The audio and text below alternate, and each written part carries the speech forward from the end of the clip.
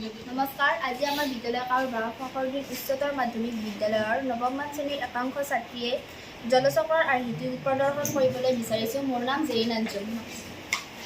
নমস্কাৰ, মোৰ নাম মুছুৰি। নমস্কাৰ, মোৰ নাম আৰ্জিমা চুদ্দা। নমস্কাৰ, মোৰ নাম আলিছা নাইন।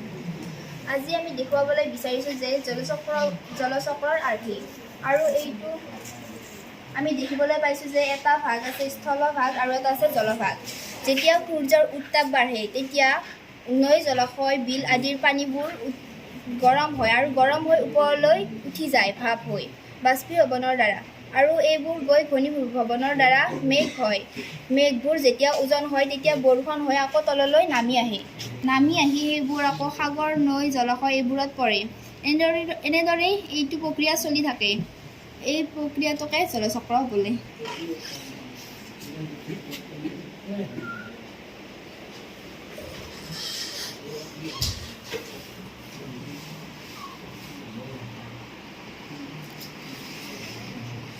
যদিও জলচক্ৰ এটা ধুনীয়া প্ৰক্ৰিয়া, তথাপি মানুহৰ বিভিন্ন কাৰ্যকলাপৰ ফলত বৰ্তমান জলচক্ৰৰ ব্যাঘাত জন্মা দেখা গৈছে। বিশেষকৈ অৰণ্য ধ্বংসৰ ফলত গছ-গছনি যথেষ্ট পৰিমাণে কমি যোৱাৰ বাবে বৰষুণৰ পৰিমাণ হ্ৰাস পাইছে আৰু গোলকীয় উষ্ণতাও বৃদ্ধি পাইছে। ফলস্বৰূপে পৃথিৱীৰ বিভিন্ন ঠাইত খৰাঙে দেখা দিছে।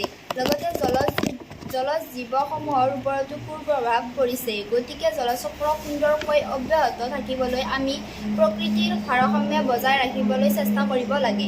ধন্যবাদ।